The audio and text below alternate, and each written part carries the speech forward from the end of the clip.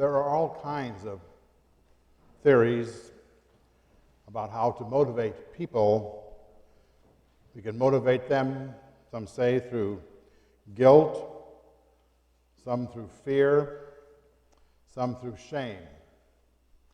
But Jesus motivated in another way.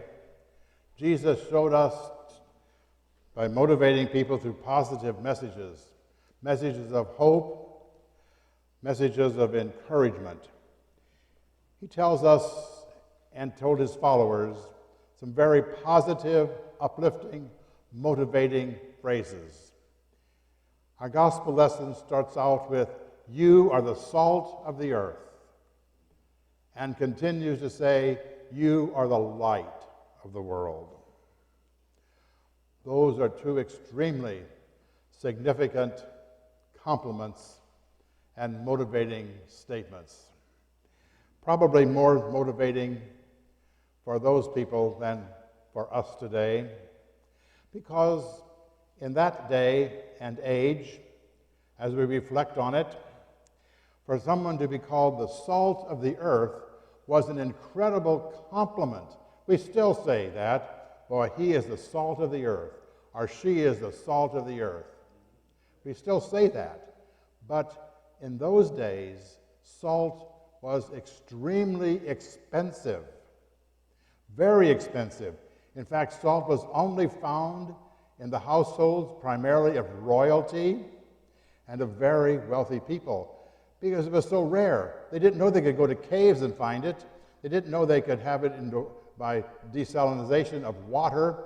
They had no idea of that. In fact, until relatively recently in history, the wealthy people, if you go to museums and to palaces in Europe or in Asia, one of the primary pieces of dishes on a table was a salt holder. And it wasn't just a salt shaker. It was probably 1.5 to 2 feet high, made out of gold, and it had crystal cups in it in which the salt was, and they had special crystal spoons to spoon the salt onto your food, because it was very, very expensive. So for Jesus to say to them, "You are the salt of the earth," that was quite a statement, and they understood it because it was so rare.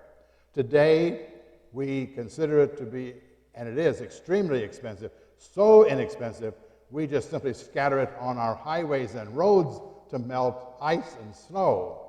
Well, that certainly wasn't done in those days, nor actually through almost until 1800 in our own nation. If you go to Williamsburg, you can still see those special salt pieces that were placed in places of honor on the tables. And then to say, "You are the light of the world." Well, you know what? That doesn't seem like such a big deal. Oh, we kind of look at the fact that, yeah, it is a big deal to have light. You know, we've got light in abundance. It's wonderful light right here in this worship center, in our parish hall, lighting up the church at night. It's beautiful, it's wonderful. And we go into our homes, and we simply take a finger and flip a switch, and what happens? Lo and behold, let there be light, and there is light. And we simply take it for granted. Well, you know, some of us lived in a time, maybe not in our own homes, but in the homes of our relatives, that light was not so abundant. In fact, when I went to visit my grandparents who lived south of Hoyleton, up until quite late, I would say, they did not have electricity in their home. They used light by lanterns, and they had these lights that had oil in them and wicks, and you just had a few of those in your house. But that wasn't simply something that was not so very simple, because you know what? Those things got dirty. You had to clean very carefully the glass chimneys. You had to replace the oil. You had to make sure there was sufficient wick that went down to the oil, and that the wick was trimmed so that it was fresh and could be easily lighted. That was how they got light. And it was not until in our own memory, you know what? when we had in our rural areas, we have what we call TVA, the Tennessee Valley Authority, which dammed up the Tennessee River in Tennessee, and the government then had a dam, and they made electricity, and there was light in the Midwest, and we were blessed with having the government come in and put in, and we enabled us to all work together for REA, and we just take REA as being, oh, that's been around all the time. No, it wasn't around for our previous generations. It had to come, and those electric lines had to be put in place. So light and salt are incredibly abundant today, but in Jesus' words, these are strong and important words to you and to me. For Jesus to say to every one of you and to me, you are the salt of the earth. You are the light of the world. We are light and salt. However, we are not the source of that light. As our sermon title says, we are light reflectors. We reflect the light of Christ.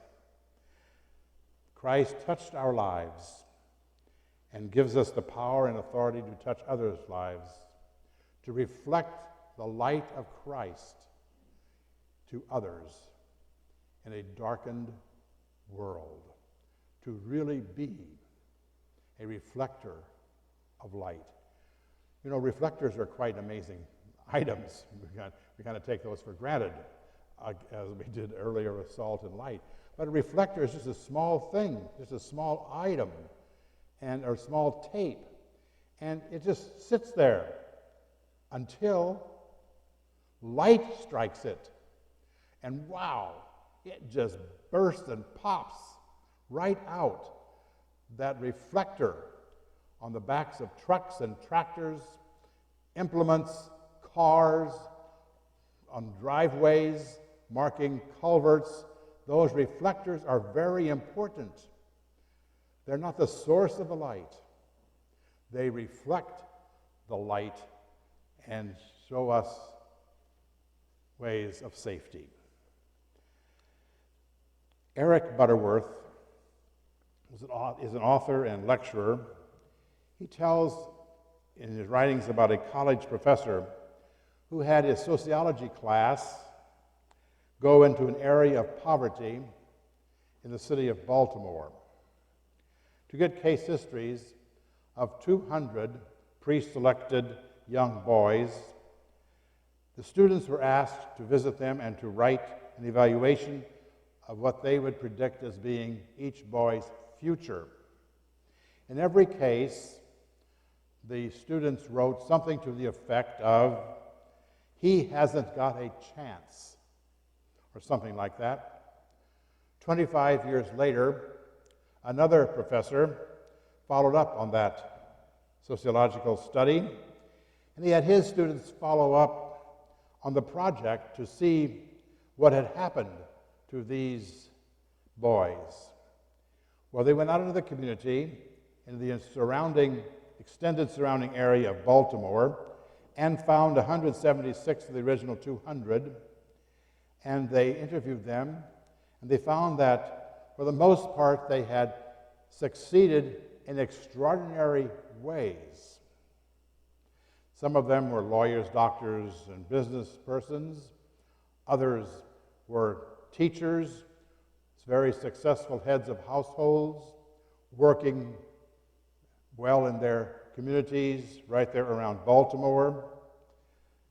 The professor was astounded, and he was persuaded to pursue the matter further and find out what it was with these people you would have thought had not much of a future.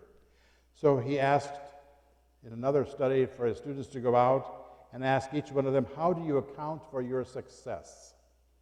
Well, nearly to a person, they said in one way or another, there was this teacher. That teacher was named by nearly all of those men. And that teacher was still alive. So the professor sought her out, called on her, and asked the elderly woman, what magic formula did she have and did she use that enabled such achievements among her students? The teacher's lips broke into a gentle smile, and she said very simply, I loved those boys. Those boys succeeded because they had a teacher who loved them, a teacher who reflected love to her students, sought them out with love, reflected that in her life. That was her teaching technique. It wasn't her requiring memory work or certain kinds of exams or certain types of educational techniques. She simply said she loved them. Well, there was another teacher who loved his students. His name is Rabbi Jesus. He saw possibilities in his students also that no one else saw. And he said to those students, to those disciples, to those followers, to us, you are the salt of the earth. You are the light of the world. And wow, did that build those students and us up. We could receive that light and pass it on to others. Today, there is no place in this world that is not lighted by the reflection of the light of Jesus the Christ. We are the reflectors of that light. There are people in the world that are lost in darkness. There are people in the world that have not yet seen the reflection of that light of Jesus. There are people that we can continue to proclaim the good news to whom they and where they are, to reflect the true light of Jesus Christ. In our gospel lesson, which we heard read this morning, it is a continuation of the Sermon on the Mount. Last week we read the Beatitudes, the beginning of that sermon, Matthew chapters 5, 6, and 7. We continue that today that we have just heard read. Each of us is to reflect the light of Christ. There is another example that I might give of something that reflects a great light. At night, when the skies are clear, we see something out there in the sky that we call the moon. The moon is not the source of the light. That moon is a great reflector. The moon reflects the light of the sun, and it lightens up a dark sky. It's amazing, is it not? The power, the joy, the comfort that a light reflector brings to our lives. There are three ways God calls us in Christ Jesus to reflect the light. First, reflect the light by giving ambitiously of our time, talent, and money. A Methodist layperson in Columbia, South Carolina, was running late to go to his local Methodist church, so he stopped at a small church on the way. He received a warm welcome at the door, and he entered the church, and he saw about 100 or 120 parishioners worshiping. The congregation did not have that many members, but they worshiped more than they had members. During the prayer time, they divided into small groups, and they knelt on the floor in the aisles and up in front, and they prayed sentence prayers together, offering prayer for themselves and others. When it was time for the offering, the pastor said, "Let us present our tithes." And they knew what a tithe meant. It meant actually 10, wasn't just a word, it meant 10% of what they earned and had. And then he asked, so many churches have a second round, That's when the offering is taken, because an offering is given above a tithe. That's why I would say each Sunday, let us now receive our tithes and our offerings. The offering is in addition to the tithe. That congregation regarded tithing as the minimum. That little church provides full support for 12 missionary families across the world. That Methodist layman went home in shock, and he said that he had the feeling finally of no longer being a comfortable Christian, but he felt the pinch of sacrifice. He saw how that church reflected in their giving of finances, of the love of Christ in their lives. A second way we reflect the light is by being good examples. This is reflected in the way in which we run our businesses, how we raise our families, how we relate to our children, grandchildren, our neighbors and friends, both known and unknown, how we conduct our social lives. Do others look at us and see that we are reflecting the light of Christ?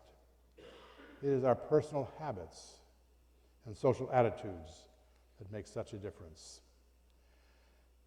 The coach of a Little League team called one of his players over to him and said he would like to explain some of the principles of sportsmanship. The coach said to this young boy, "We don't believe in temper tantrums, screaming at the umpires. We don't believe in using bad language or sulking when we lose. Do you understand?" The boy nodded sheepishly that he understood. But that wasn't the end. The coach goes over to this boy's father. This boy's father, who was always and often jumping and screaming, yelling inappropriately at the teams, at the umpires, and the coach simply said to the father, "Cool it," and then told him why. That coach reflected sportsmanship, we might say manners. That coach reflected what it meant to be a good sport in playing sports. Do we reflect the light for Christ? Does our language, do our personal habits, do our comments reflect the light of Christ? A third way we reflect the light of Christ is by witnessing. We witness in our daily lives. You know what? We witness not only by what we say in words, but in deeds. Our actions, it is said, speak so loud that people cannot hear our words. Our prayer might be every morning, "Lord, give me at least one chance today to witness, to share the gospel with someone who needs to hear it."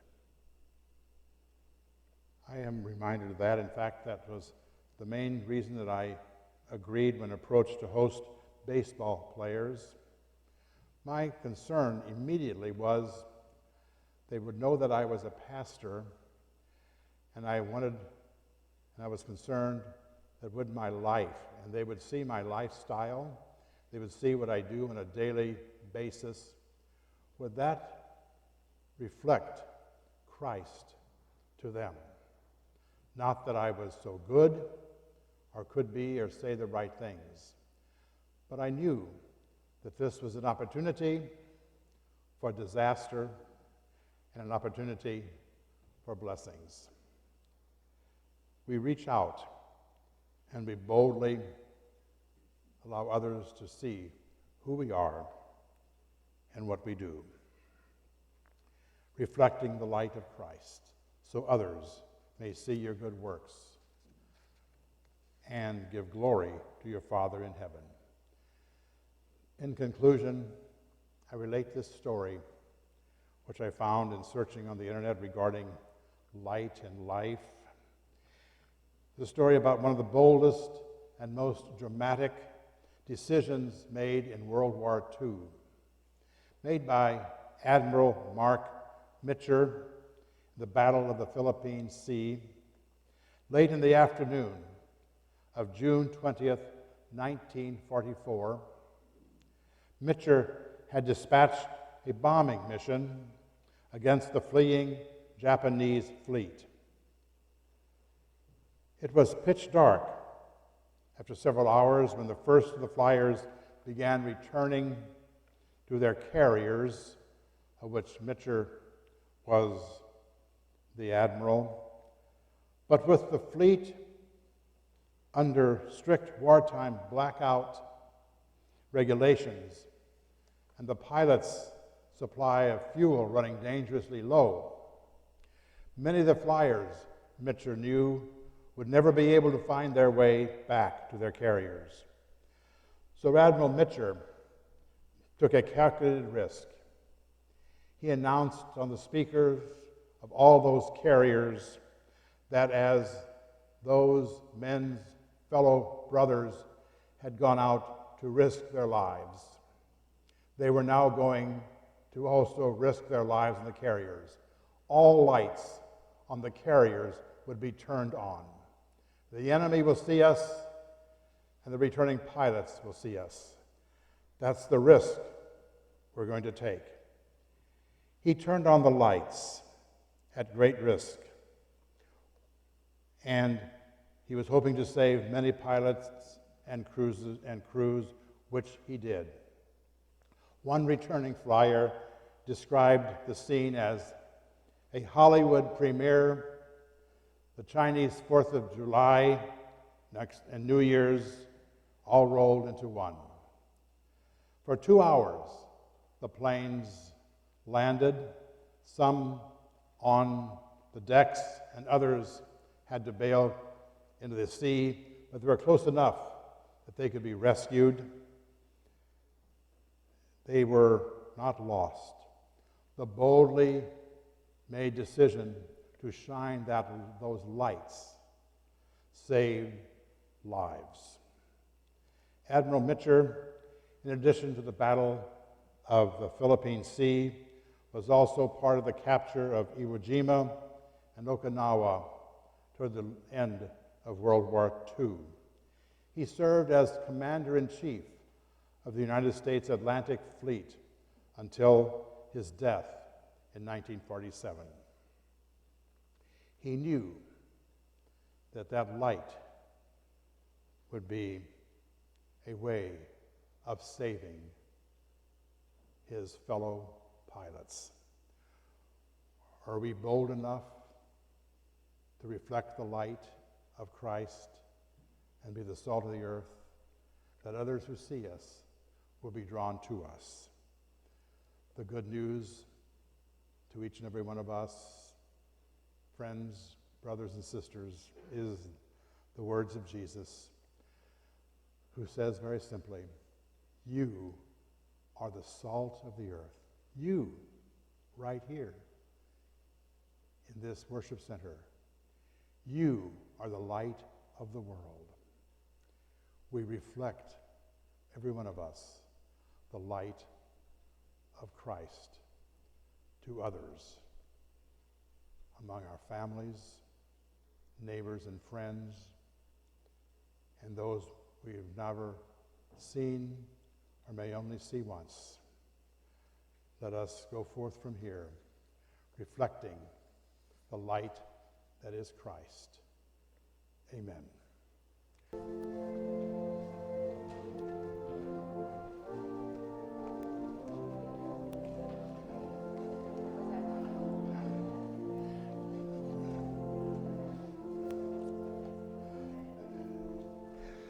Gotta get myself together here tonight. Oh, thank you, Kenny. Thank you.